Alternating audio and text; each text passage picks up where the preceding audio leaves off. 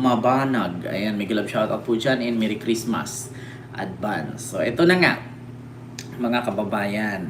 Kumusta po kayong lahat? Ngayon, meron po tayong pag-uusapan. Ma'am Imelda, hello po. And kay Sir Ben in Sibugay. Ayan. Oh, mga DDS, hindi sila happy. Ma'am Maria Almorte, hello po, Merry Christmas. Ayan, so ito na mga kababayan, 5 minutes na tayo. Nako po, magugulat po kayo sa malalaman ninyo ngayon, mga kababayan. Patungkol ito kay Pulong Duterte. Oo, yung ating pag-uusapan. Bakit? Ano ba yan, Kent? Nako po, mga kababayan, lumabas na po ngayon ang naturang chismis. Mga kababayan, bago ko po tatalakayin ang isyong ito, Ma'am Etienne Blue, hello po, and kay Awikid Epat, hello po, and Merry Christmas. And kay Ma'am Rose Maurilio, Ma'am Jorda, hello po.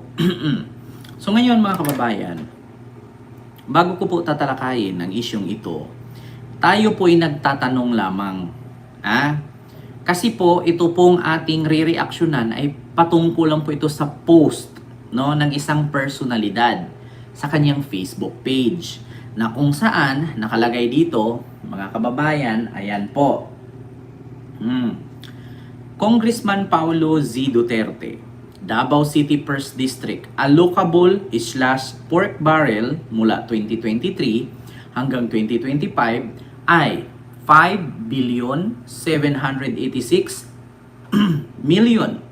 Mga kababayan, 514,000. Ang laki po, mga kababayan. Malaki po ang kanyang pork barrel. So ngayon mga kababayan, ano nga bang ibig sabihin ng pork barrel?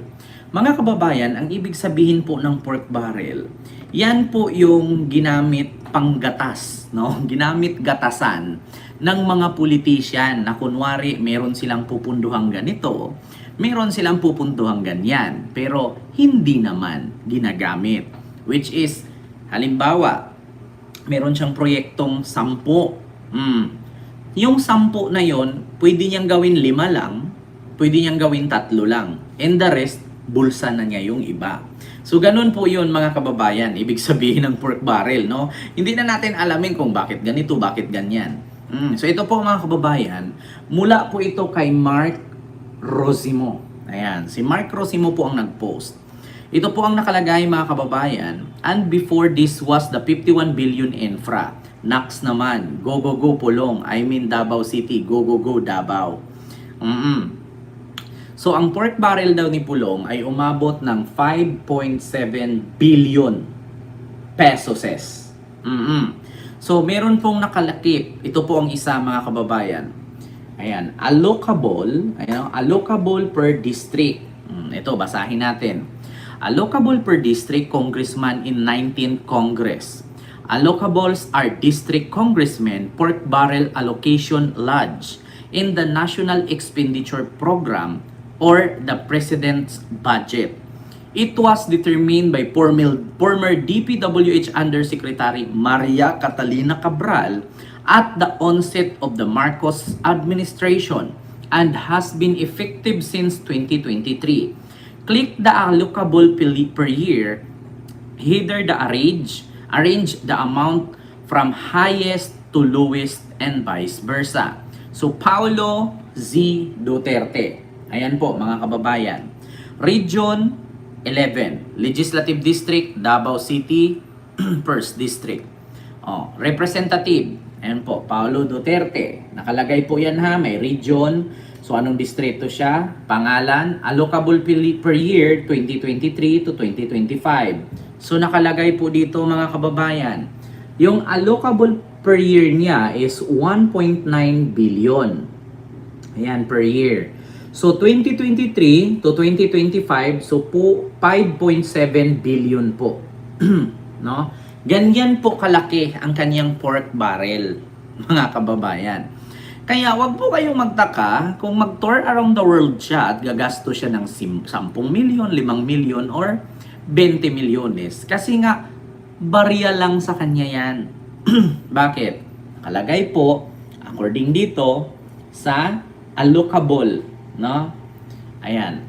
Click the allocable per year header to arrange the amount from highest to lowest and vice versa.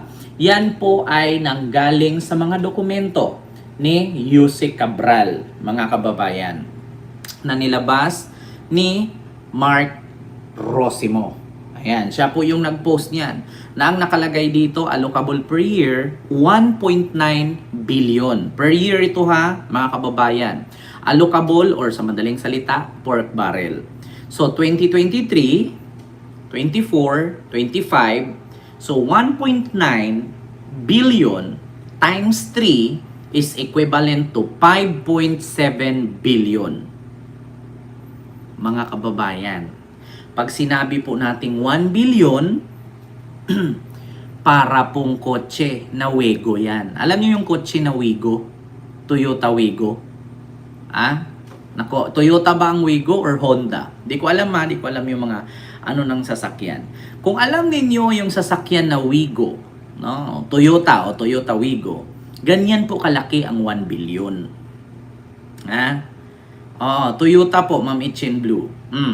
So, yung Wigo na Toyota, ganyan po kalaki ang 1 billion.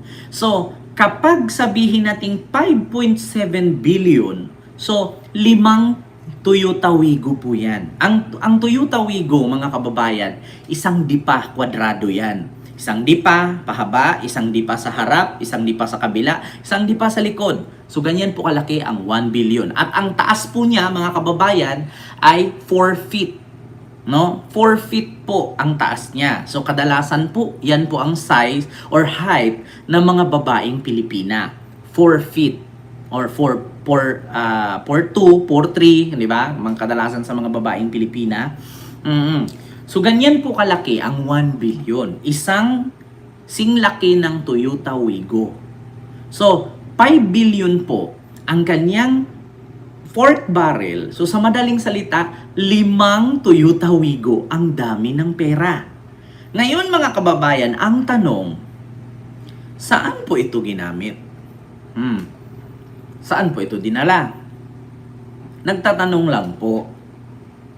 Kasi ito po, mga kababayan, ay lumabas po ito sa dokumento ni Yusek Cabral. Nako po, mga kababayan. Marami pa pong lalabas niyan, mga kababayan. Kaya nga po, huwag po tayong magtaka. Ma'am Lindy Guzman, hello po dyan. Ma'am Jocelyn Flores, hello po. Kaya, huwag po tayong magtaka, mga kababayan. Christmas na di pa nakulong ang mga senador na kawatan. Actually, Sir TY Tigas, hindi po talaga pa sila makukulong kasi naka-leave po ang mga manghuhuli.